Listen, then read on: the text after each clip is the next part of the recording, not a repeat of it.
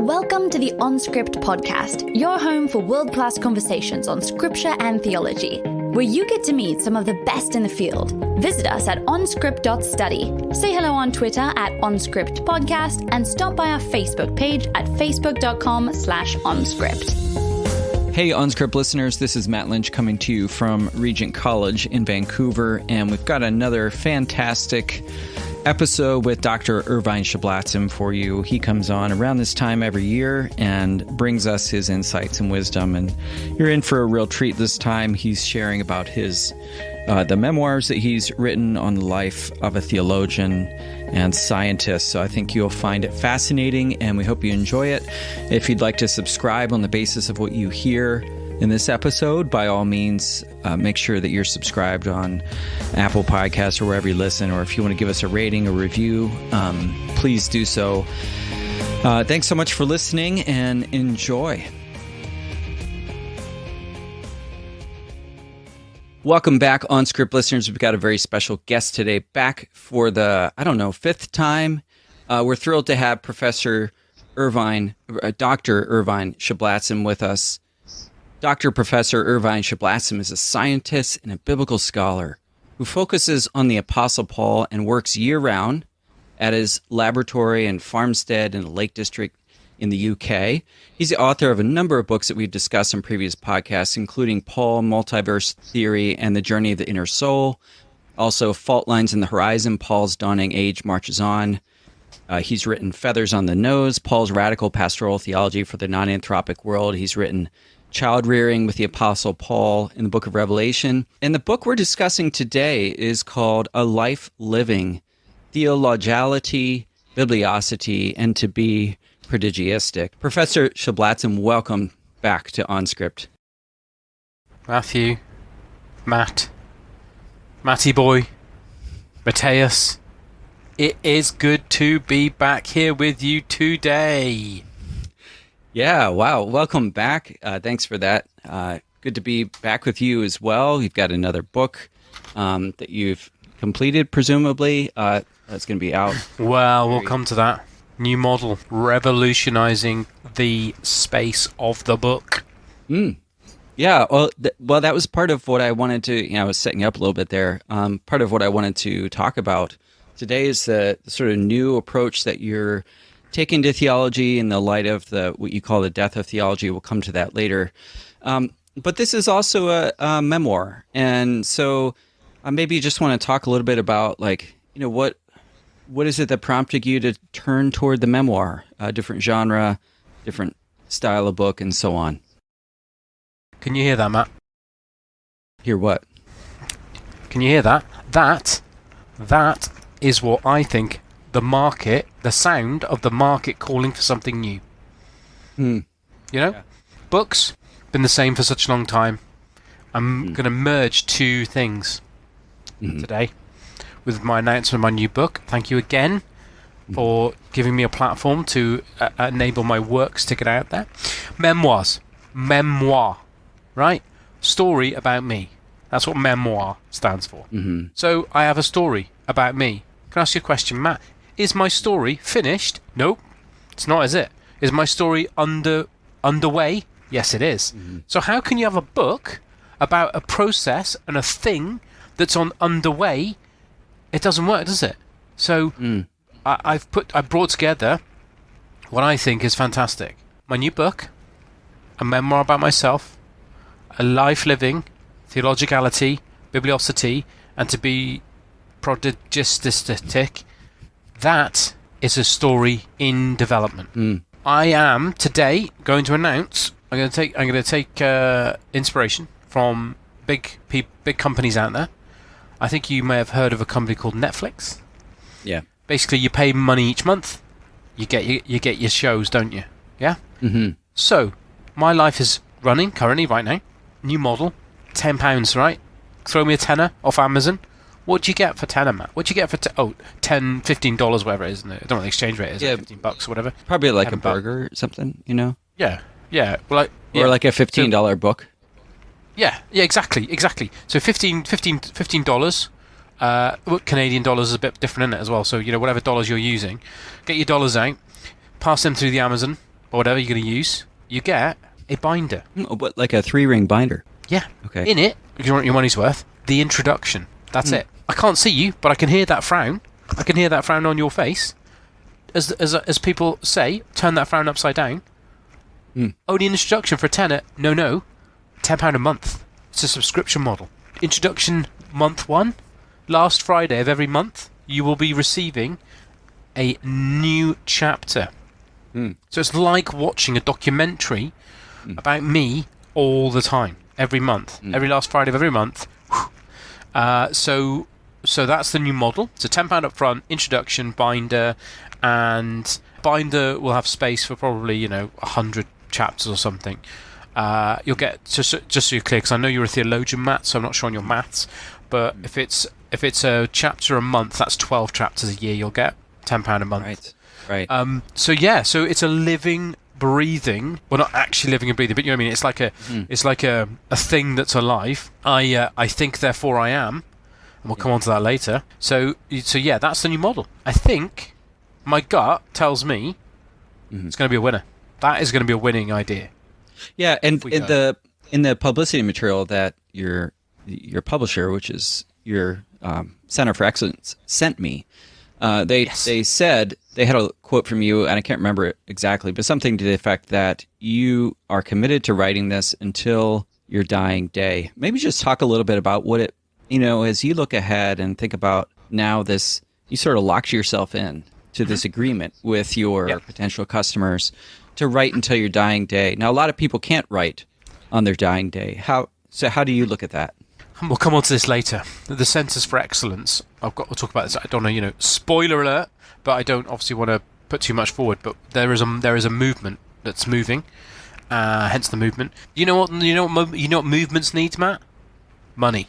Yeah. So part of this is an ongoing income stream. I've been reading books. I wrote this book. They're yellow books.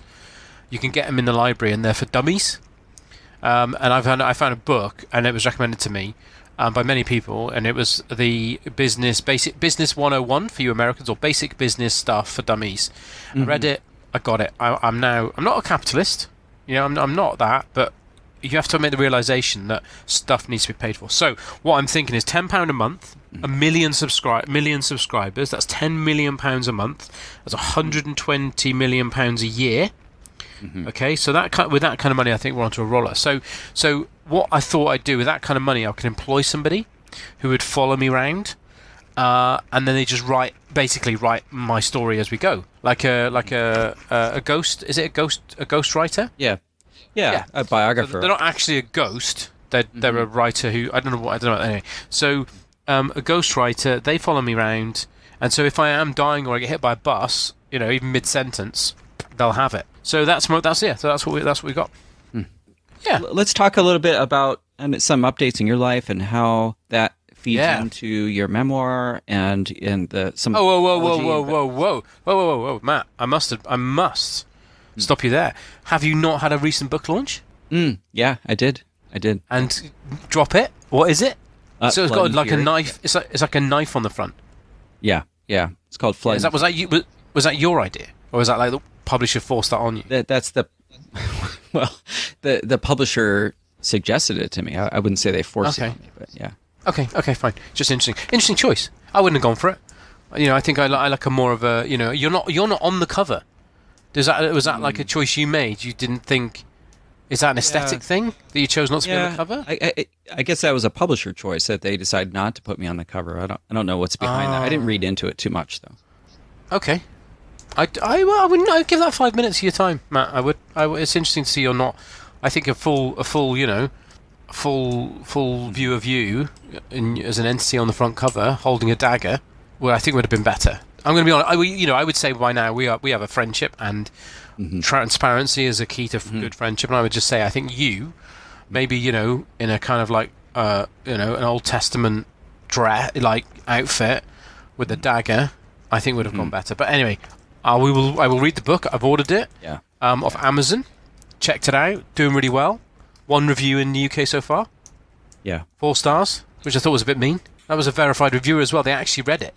It can go anyway. So great. So yeah. So congratulations on that one. Why don't you talk to me a little bit more about some of the updates, the sorts of initiatives that you've been pursuing with the Centers for Excellence and your memoirs? Absolutely. Yeah. Yep. Now? Yeah, now's a good time. Great. The Great Commission, my young friend, my learned elder, the Great Commission, simple. Go forward and spread the good news. V la vie, franchise your successful theological movement into new locations. Yeah. There you go, Great Commission. Me going and setting up franchise models of the laboratory sort of learning centre of excellence everywhere, all over the globe. I think the aim for these centres, so the idea is we just create a centre exactly mapped on the centre I have, okay, in the Lake District. So I'm spreading the good news out through Zoom to these locations, and then they're sending the readies back, as it were. So what have we done so far? So we're pursuing the establishment of a centre for excellence in every country. Now, I looked that up. It's like 193 registered country. The UN identify 190 countries. That's a lot.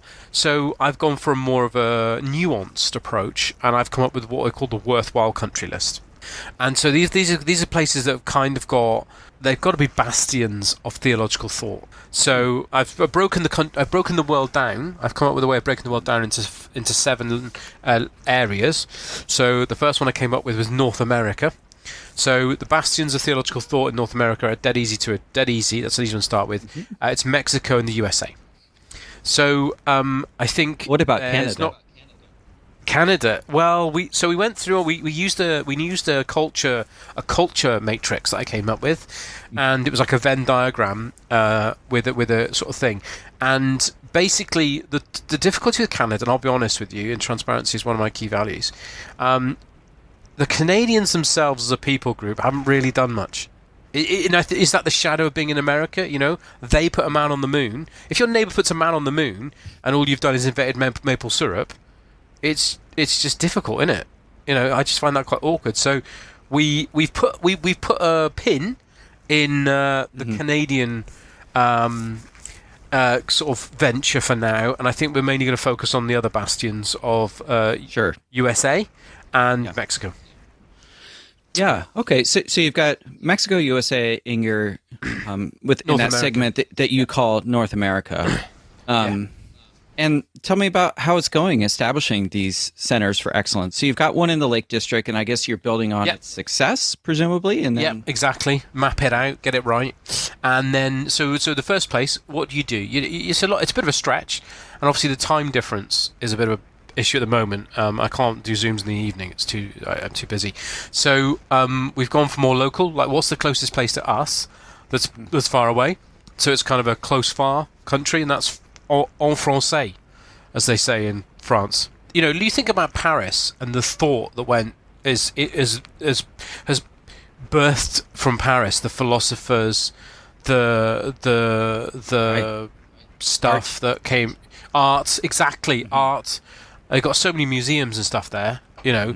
The Louvre, they've got the Louvre, and things like that. So that was, to me, an obvious choice. So we have taken some of Dave's savings, and we've sent him to Paris. We found a Ryanair flight from Luton to Paris for £3.90. He couldn't take any luggage; he had to stand up the whole flight. But hey, boom, you know, we're on a budget. So he flew into Charles de Gaulle, and then got himself a taxi and set up a few interviews for him. Just going to be honest, again, transparency is one of my values. Mea culpa. I bring my mea culpas to the doorstep of the OnScript community. Yeah, I appreciate that honesty. You know, and lay them down. And didn't go well. France was not receptive. Paris, no, as they say. There was a bit of an incident in a train station. Basically, there was an issue with a mime artist. It got ugly. There was a baguette involved. I can't say much more because it's still a legal element to it. And he came up. He basically it didn't work. So I feel bad for Dave in that situation. You know. Well, I understand Dave was the one on the ground who got assaulted, but I mean, actually, the reflection, the pain is with me. You know, I'm the one who who's been impacted by that incident more than Dave. It does reflect back on you. Yeah. Exactly. Yes, he got detained, and he was imprisoned for 3 days, and he couldn't reach the embassy. Fa la la la. But at the end of the day, institutional reputation is the gold standard in our industry, is it not, Matt? Yeah. You don't just go kind work of currency. Yeah. Exactly, the currency, I'd say. You don't go working anywhere willy-nilly, do you? Anyway, so I've been left with a, when you're a go on. I was just going to ask, like, how that shaped your sense of mission. Going through an experience like that, trying to set up your Center for Excellence. There, you're trying to establish it, and then you get hit with something like that, or Dave gets hit, but you get hit indirectly. Yeah. I mean, where do we turn in times like this, Matt? Where do we turn? Do we turn inward? Do we turn outward? No. We turn to the good book, do we not? Joshua, he didn't stop. Imagine if just think back, if Joshua had stopped once, twice, 3 times. You know what? My legs are hurting. All this noise, all these trumpets, just getting to me. I can't. Oh, Jericho. Walk around Jericho. Yeah, exactly. I can't walk around Jericho all this time. I ain't doing it. It's too much. No, he didn't. He kept going. So I feel right now like I am Joshua at Jericho. I've done 1 lap. It's not happening. Got to go again. It's David against Samson. That proves the point. And when you run into a wall really fast, it hurts. Sure. So this hurts that we both now cannot access the EU economic area. So we've got to go further afield. That's fine. So it's actually quite painful to talk about. Oh no. But I feel how they felt. Those original pioneers who were like, let's go do this. I'm trying to do it. It's not going well. So we need to go harder. Yeah. We need to go faster, harder, more aggressive. Like Jericho. We need to run around the walls. Run.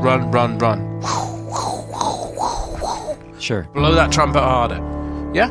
And then So I feel I feel like it's going to happen. In the excerpt that I got from your introduction, you said when you face opposition, it proves you're doing the right thing. Is that kind of how you felt about this situation? Yeah.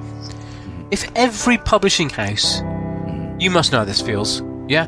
You send off your manuscript, 30 or 40 publishers, not even, you must have got 1 because you got your book, but, if you got 1, I bet you got 39 that said, jog on. No thanks, mate. What is this? Knives in the Old Testament, come on. You got 1, good for you. I'm still looking for that 1. So I face rejection all the time for my ideas, it's my personality. But it makes you stronger. It means you're doing something right. Yeah, that's good. Let's talk about some of the theological ideas that you are reflecting on in your memoirs, because a big part of the journey that you went on is theological. Yep, and you talk about some of the key issues facing theology. Why don't you whet our appetites, give us a sense of what some of those issues are? So many. So much. Yeah. Yeah. So why don't you give us a sense of some of those, just to interest our listeners? Like a granular level. Okay.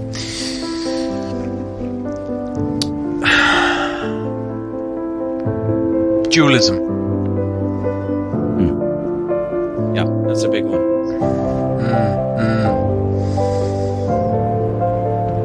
You want to unpack that a little? I can unpack that. Dualism. The age-old question. Dualism. What's the answer? Is there any more that you could say on that? I mean, that's fascinating. So well, actually, interestingly, I did some research. I left the Centre of Excellence and I travelled down to one of the UK's leading institutions where they study theology. I cannot, for legal reasons, say where this happened, but I will tell you a story. I'm sure you, Matt, I've known you a long time. I follow your work. I can see in your work and the work of others, that you don't always get things right. So I, you have to picture the scene with me. I turned up at this foresaid non-mentionable institution where the study of theology is undertaken, and I found the expert in the field of dualism. And I went to his office, knocked on the door. He kindly opened and said, "Hello, how are you?" I said, "How are you?" And he said, "Good." And I slapped him in the face with a glove. Oh my. Okay. Yeah. Why? So Why? the embarrassment I go through, you won't need to, because I can tell, rather than you make this mistake, I can tell you how to do. There are 2 dualisms. And I got the wrong one. It's easily done, 50-50. I got the wrong one. So I thought it was dueling as in like knives and guns at 20 paces. Right. Okay. So I thought, it being an expert on dueling, we could duel. He'd written a paper about how dueling, which I found on the internet, how dueling is one of the key theological disciplines. Right. Yeah. Right. The study of dualism. That's an easy mistake to make. How did he?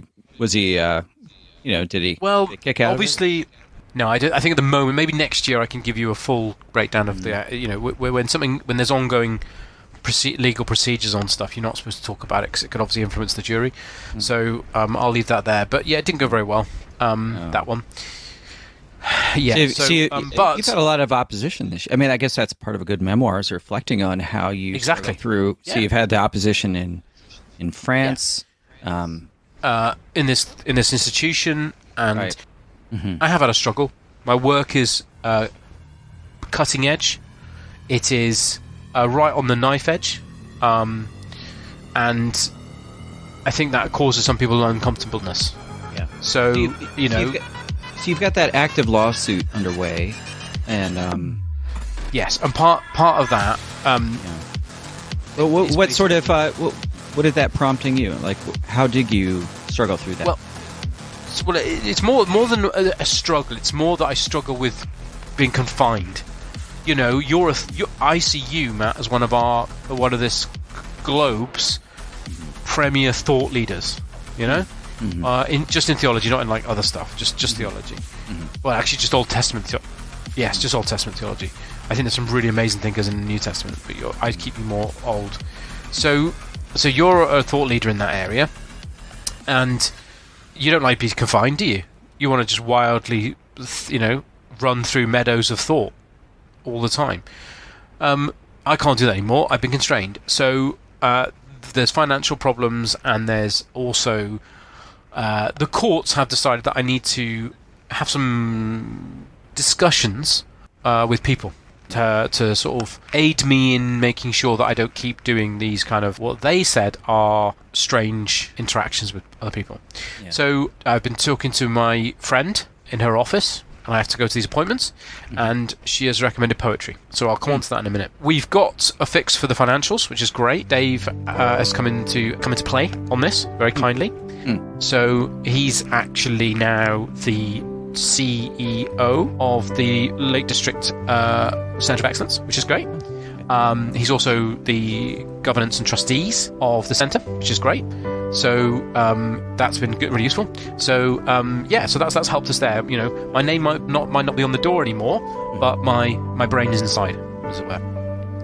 Yeah. So does that make Dave financially liable then for all these legal issues?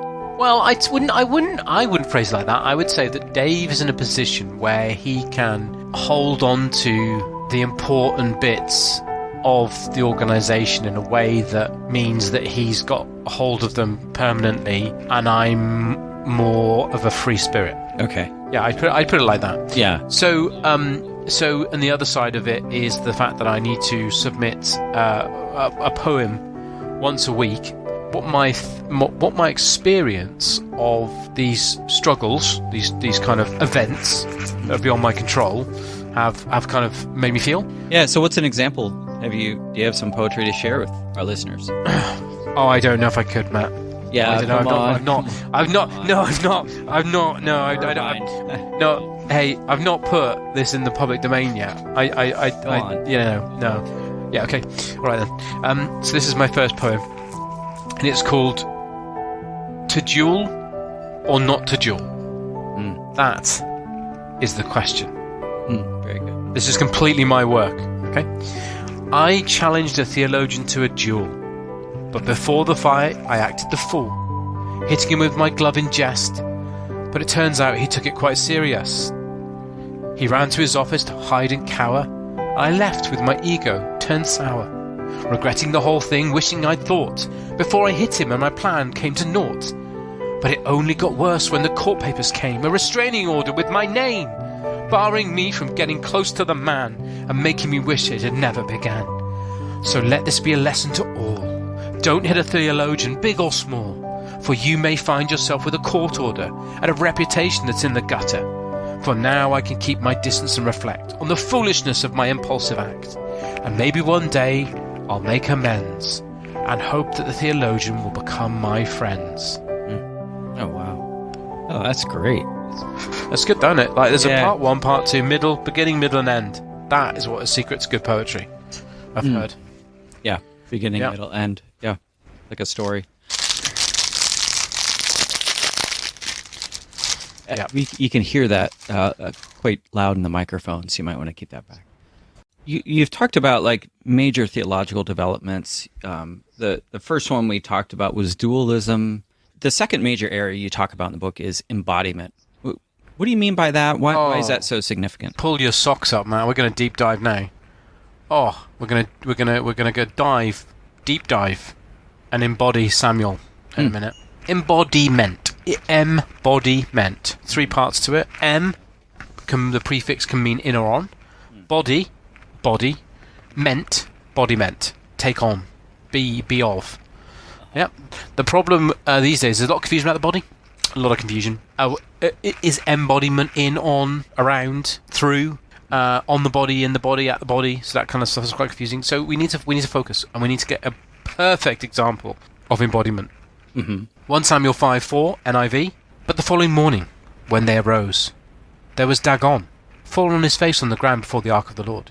His head and hands had been broken off, and they were lying on the threshold. Only his body remained. So that part of the body is called the torso. So for this poor fella, Dagon, he's obviously got up in the morning, or in the night. He's tripped over something. He's probably like got up for a snack, midnight feast, gone downstairs for a snack, tripped over something.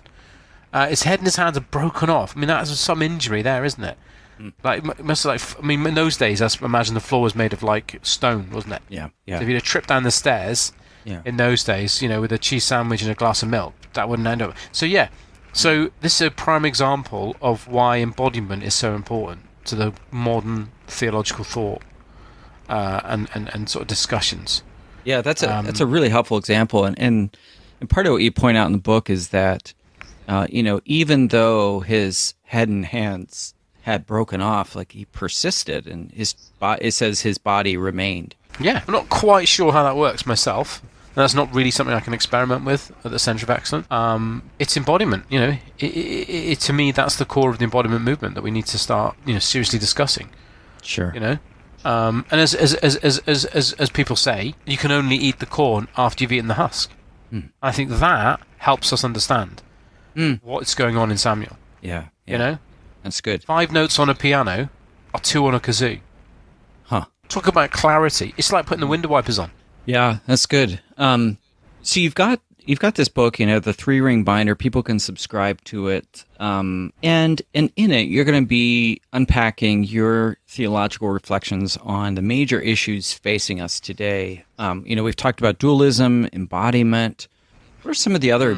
If you had to pick like one more big one facing contemporary Christians, what would it be?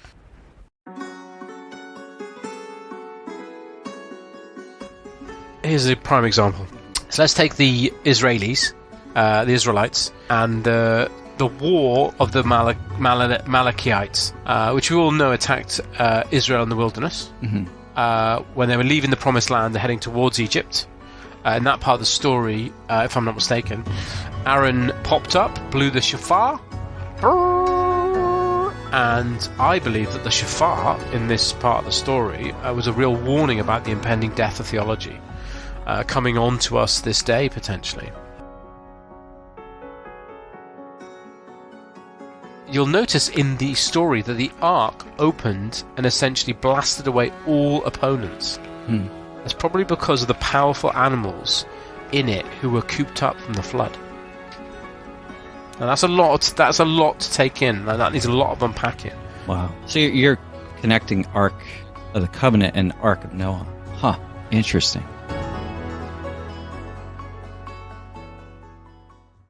So, Ervine, you are a self-described scholar of Pauline theology, and you've written extensively on his letters and writings. Tell me a little bit about how Paul factors into your sense of vocation and mission and your reflections as they come out in your memoir. I think for me, one of the things that stands out for me about Paul is this idea that he, just one day decided, I'm going to go on tour. And, I thought, that's what I want. I want to live and breathe Pauline theology. And one to do that is to do what he did. Go on a journey. A journey of discovery, of witness, of evangelism, of, Mediterranean beaches. I bet that was a real, one of the core, thing. So I have come up with, the winter months, are going to be spent doing what I'm going to call the Global Pauline Tour 2023. And I'm going to follow in the footsteps of Paul, touring the kind of places he went. So I've narrowed it down, basically, with that kind of combination of things: port city, culture, diversity, that kind of amazing stuff. The 3 locations that I've picked to do my tour is the Seychelles, Barbados, and Cancun. And those are the best places for opening up centers for excellence. Happy coincidence, I think. I think that it just maps on almost perfectly to what the Paul's mission was. He went to where the people were. He went to the beaches they were on, and he probably for me, having studied it in depth, that to me screams as the thing I've got to do to understand Paul better. So I'm going to fly to Cancun. I will stay there for a few weeks. I will absorb myself with things like walking on the beach, sampling the local cuisine, really absorbing myself in the culture and the activities the locals partake in there. And when do you think you and Dave will go on this trip? I know it depends on sales, but when do you think the two of you will go on? Well, we've had to make a very tough decision. I think that unfortunately Dave is going to stay behind. This, two first class tickets on Virgin Atlantic is very expensive. So I thought, Dave was very keen to come. And so, again, what do we do when we have these tough decisions? Do we both go in the economy class, or do I go on my own in first class? And 2 Thessalonians 3:12 was fortunate enough to spring to mind, and that is that such people we command and urge in the Lord Jesus Christ to settle down and earn the food they eat. And so I felt that was for Dave, that he needed to stay behind and earn the food that he eats. Right. And I will have to be the one that relives Paul's struggle in Cancun. Yeah. Well, that's really exciting, and I'm sure Dave will adjust and appreciate, in the end, what it is you're doing. Do you know what they say? There's no place like home. Yeah, that's what they say. That's it. What more do you need? Yeah. Well, you've definitely left us a lot to chew on, to think with. Nom nom nom nom nom nom nom. Yeah. Yep. Lots to chew on. Chew chew chew. Yeah, and you've brought us into some of the depths of Pauline literature, science, poetry. We've had it all. Dr. Sheblazm, thank you so much for taking your time, and all the best to you in this coming year. Always a pleasure. Always a pleasure. You've been listening to On Script, delectable conversations on scripture and theology. If this episode has brought you inner peace or lit your biblical fire, please consider a small donation of just $2 or $5 per month. Information on how to donate can be found at onscript.study/donate.